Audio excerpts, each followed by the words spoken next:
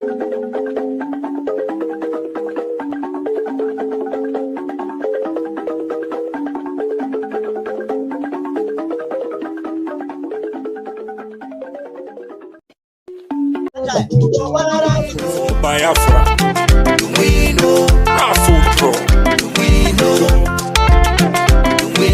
BFR, Raffle Jingo, my people, follow who no road. His Excellency Simon Ekpa na him they carry us enter Biafra. He dey play the show, no be lie. The good guy, Prime Minister of Biafra Republic Government, in exile, when they for Obodo Yibo, Finland, with him government, na him they do the wonder. Say make you join, follow up, he go sweet you for body. Freedom today, better for you and your pikin them. I dey tell you, he can still bring ogbonge raffle draw with big money when you go win. I dey tell you, no be lie. Starting from on the 29th of November, go reach December 3rd. Now this thing dey happen 2024. And make I shock you, the money, it makes sense well. $20 and total winning prize $10,000. A first prize $5,000, third prize $2,000. BFR, no sit down, no sit down. Look, na dog name. They want from here gather money to build Biafra, where you they cry for sins. You go also win too. Program wherever you are joining me from, I appreciate you and I thank you for being part of this program.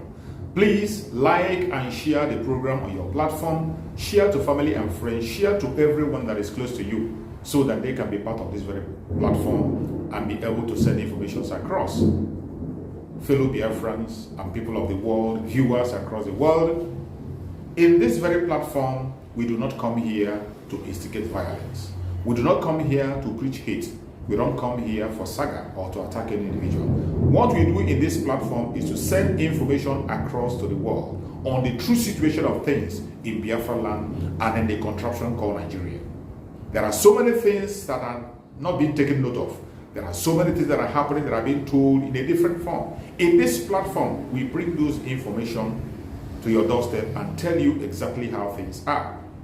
There are certain videos that you might not be able to come across on the media. Some videos that are hidden from the eyes of the people, we bring them out and share it through the social media so that the world will be aware of what is going on in the contraption called Nigeria. I welcome every one of you, and I'm going to share a very important information as we speak. I want you to watch this video from the beginning to end. You will understand what we are talking about. So many things that you can't see online. You are going to see it here. So listen to this very video from the beginning to end, and I bet you're going to enjoy it. Let us watch it together and see what the video has to say. President Alexander Stubb now joins me from Helsinki. Welcome back to the program. I just want to ask a general question to begin with. You all were there. I know you were, doing your stint in government as a minister. Now you're president during the first Trump term. Do you remember what it was like? I mean, people called him the chaos agent. There was sort of a sense of a collective nervous breakdown happening for 4 years around the world. Well, I think there was probably at that time, there was more a sense of surprise because a lot of people thought, including the pollsters, that Hillary Clinton would win the election. And I think Europe was then trying to come to terms with the new president called Donald Trump. But now this time around, everyone knows what Donald Trump stands for. I think on foreign policy has been very clear. So in many ways, you could say that a lot of European leaders are much better prepared and probably therefore much more willing and able to cooperate. I know that you've got to work with the next president. I'm not asking you to diss one and praise another one, but I asked Jeff Zelny, our correspondent, about Biden's legacy. In foreign policy, particularly European policy, NATO policy, what would you say his strengths and legacy would be? Well, I think the starting point for a small country like Finland is that both Joe Biden as president and at the time President Donald Trump supported Finnish NATO membership, and that meant a lot to us. I think there was a lot to grapple during this 4-year period, and it all started, of course, on the 24th of February 2022 when Russia attacked Ukraine. So in that sense, I think American foreign policy has been quite steadfast. And I would argue, especially in the beginning of the war, that it was very much a cross-party line that was coming from the US. Well, so let me just ask you from your perspective, since you are a new NATO member and public opinion shifted in your country to allow you to join because of the Russian invasion of full-scale invasion of Ukraine. There is a huge debate in Washington as to what President Trump will do to resolve or to continue this, certainly American help, for Ukraine. What do you think? What do you expect? And can you pick up any slack? Well, I think the starting point is to say that we need to work together with Ukraine. And you also have to, I think, take President Trump at face value. When he says something, he does it. And of course, he's talked a lot about getting peace done both in Ukraine and in the Middle East. And I think the window of opportunity that we have right now is from when the election result came to probably inauguration day. And then we'll see what happens. My starting point is that Zelensky will probably need four things. One is territory. Two is security guarantees. Number three is justice, so Russian war criminals indicted. And then number four is reconstruction. And I'm sure that President Donald Trump elect and his administration are already working with the Ukrainians on that. And from what I understand, President Trump and President Zelensky had a phone call already yesterday. They certainly did, and Trump has said, I can fix this war in one day, but he's never said who he wants to win. Yeah, I mean, I think the starting point here is that, from my perspective, at least, because the war is existential, that politically you could say that Ukraine has already won, because you have to look at what was the aim of President Putin. It was to Russify Ukraine, it was to split Europe, split NATO, and make sure that NATO doesn't enlarge. Well, what did he get? He got a European or Euro-Atlantic Ukraine, he got a unified European Union, he got a unified Transatlantic partnership, he got a rejuvenated NATO, and the icing on the cake, of course, is that Finland now doubled NATO's border with Russia. So in that sense, I would argue that politically Ukraine has already won. Can I talk to you more about more general European, imperatives here? So you talked about unity. We've been reading and listening to some of the analysis since this election.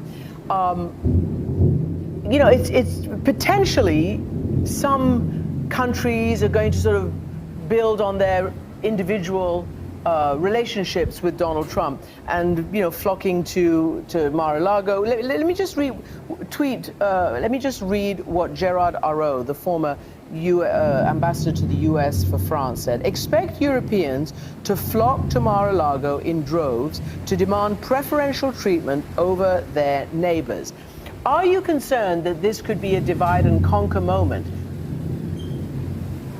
Well, not really, but I do have to admit that foreign policy in today's world is probably a little bit more transactional than what it used to be. And you have to remember that US foreign policy, whether with Trump or with Biden, has been very much focused on forging alliances. And those alliances have either been bilateral or trilateral, as was the case with Quad, where you have Japan and India, or AUKUS, where you have the United Kingdom, Australia, together with the US.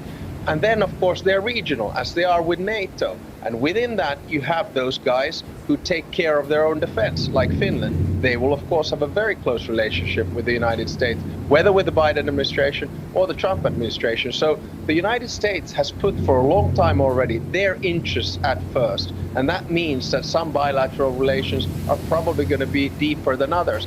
Finland, for instance, a security provider, long border with Russia. We have a DCA agreement with the United States, Defense Cooperation Agreement. We're a country that you can trust, and of course it's in our interest to have very close relations with the United States, which is a very close ally to ours. And what about the notion of Trump proofing? And this is what I mean by this is if Trump decides to change the terms of NATO protection and all the things that he said before. We've heard President Macron, who was in Budapest, as you know, there was a big meeting today of European leaders. Zelensky was there as well. He has said, Europe must stop outsourcing its security and write its own destiny. There's an idea that, banding together with Germany, the two big powers in Europe, but both are very, very, very grievously wounded. Macron kind of shot himself in the foot with that election that he basically lost. He's got a massive budget hole. Schulz's coalition has fallen apart. Where do you think Europe stands in terms of being self-sufficient? Well, 2 points on this. First, Europe needs the United States, and the United States needs Europe, because the US wants to be a superpower, and in order for it to be able to compete with China, it needs allies. Those closest allies come from Europe. There are about 40 of us who have both the same values and interests that the United States have. Now, one thing that I tell my European colleagues is it's time to start taking care of our own security a little bit more.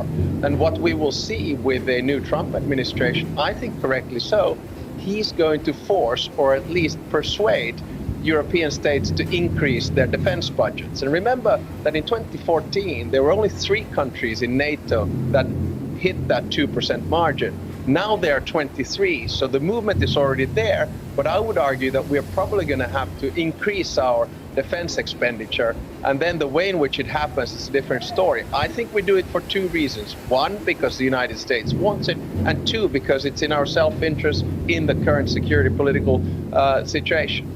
I just want to play this soundbite because I know it's kind of repeating what you just said, but this is also the view of the new NATO Secretary General, Mark Rutte. When he was president, he was the one in NATO who stimulated us to move over the 2%. And now, also thanks to him, NATO, if you take out the numbers of the US for a moment, is above the 2%. And I think very much that is his doing, his success, and we need to do more. We know this. So I just wanted to put that out there, which you commented on. But, you talked about alliances. Trump is notoriously skeptical of alliances. And it was considered when Biden became president that he did a lot to restore the strength of the Transatlantic alliance. So on one issue, if Donald Trump decides that America will no longer pay that amount to Ukraine, deliver that amount of weapons to Ukraine, does Europe have the wherewithal to fill the necessary gap? Well, Europe has already filled the necessary gap. I think there's this narrative that the US has done more than Europe. That's not the case. It's about 50-50. If you then start looking at, say, GDP per capita, Finland is the 5th biggest donor. If you, of course, look at raw donations, then it comes from the US. And I do think that Europe needs to take more responsibility. But this is probably one of the incentives also to start ending the war or trying to find some kind of a peace settlement. I think the money funnels at the end of the day are going to be a little bit more in a win-win situation because, of course, when the war is over, it's going to be all about reconstruction. And suddenly we're going to start seeing a lot of companies, European, American and others, who want to come and do the reconstruction of Ukraine. But I do think that Europeans understand that we have to take more responsibility, but we will survive, and we will survive together with the United States. So on the other issue, you were once, I believe, finance minister, and as you know, President Trump has literally said he loves tariffs. Tariffs is the best word in the dictionary, and he's going to slap some 20% tariffs on just about every country. Now, we'll see whether he picks and chooses and what he does, but he's done it before. This is what an expert told the New York Times. A Trump victory is very painful for Europeans as it confronts them with a question that they've tried to hide from. How do we deal with the United States that sees us more as a competitor and a nuisance than a friend to work with? Do you agree with that assessment? And what do you see as the result of a massive tariff regime? Well, I think here's where I put my former trade minister hat on, which is probably even more relevant than the finance minister hat in this particular case. I belong, of course, to the category of free traders. So I believe that free trade actually improves and gives economic growth and stealth and development. Now, I think we have to pick and choose here a little bit. There will be probably tariffs put up by the United States in some areas. Some of them will go to Europe, some of them will go elsewhere. But I think the key here is to try to build confidence so that Europe and the United States can have as much free trading as possible. Because if, of course, the competitor is China, then the US needs to consider in which directions the tariffs go. There are countries, say, like Finland, who have a lot to give on, for instance, mobile networks. Nokia is a good example. Or on quant technology and quant computers. So there's a lot of work that we can do with the United States, but of course we'll have to see how things settle, what kind of tariffs might come into play. There's one little sort of reminder. Europe does have exclusive competence, so the EU decides on trade, on customs, on monetary policy, and on competition. So there it is really Brussels that decides and has the discussion with the United States. So the analysis is that Donald Trump has essentially identified trade and immigration, migration, whatever you want to call it, as the big issues of his time, of everybody's time, and that he has absolutely pushed this issue far to the right. We've just talked about tariffs and protectionism, and we know what he wants to do with immigration, mass deportation. And the thing is, that is the case all over Europe right now. I mean, even more liberal governments, if you want to say that, are taking much, much more tough and more right-wing policies on migration. Would you say that Trump and people like Giorgia Meloni and Orban and Marine Le Pen and all those people have pushed Europe much further to a nationalist right? Oh, definitely. I think the mega trend that we have right now is to the right. So if there was a pendulum, say, at the end of the Cold War, it was all about market, market, market, freedom, freedom, freedom, and including free movement and immigration. Now that trend has swung over to the other side, and I think it already started sometime during the financial crisis, because that's when a lot of people felt not comfortable with, say, the capitalist financial system that we have. It hit mortgages, it hit jobs, it hit growth, and suddenly people felt quite sort of disoriented and thought, hey, listen, globalization was supposed to be a good thing to us, and especially to me, and then suddenly you're in a situation where it didn't. And of course, Brexit was a manifestation of that as well, because it was very much a rejection of the other. It was a rejection of free trade, it was a rejection of immigration. So that's the mega trend that we have right now in 2024. But I would argue that it's been going on for the better part of at least 15 years. And do you think it'll continue, or do you think there's a swing back to be had? Well, there's always a swing back at some stage. But I think, in the world order in general, right now there is this rejection of multilateralism, of rules, of free trade, of institutions, of the WTO, of the UN. And what we need to understand is that we live now not in a bipolar, not in a unipolar, but a multipolar world. And with this multipolarity comes chaos. In order to contain that chaos, we need multilateralism. We need rules. But someone needs to start setting them. I'm just afraid it's going to take about 5 to 10 years before things start to settle, with or without Donald Trump. But he's going to be such a key player in this. All right. Well, that's really an interesting point to close with. President Stubb, thank you so much for joining us from Helsinki. Thank you so much for watching the program. I appreciate you for your patience to watch from beginning to end. I hope you have learned a lot from this very program that I just played, this video. Please like and share the video. Share to all platforms. After sharing the video, now you can go to the comment section and put down your comments. Whatever suggestions, contributions you have to make, what do you think about the video I just played? Go to the comment section and put your comment. I will go to the comment section, and I bet you I am learning a lot from there, and you can equally learn from there. Let us share our experience on that comment section. Thank you so much, and stay blessed. Don't forget to share, and we continue to bless you as you share. Biafra government, peace, progress, unity, and equity. We move airborne.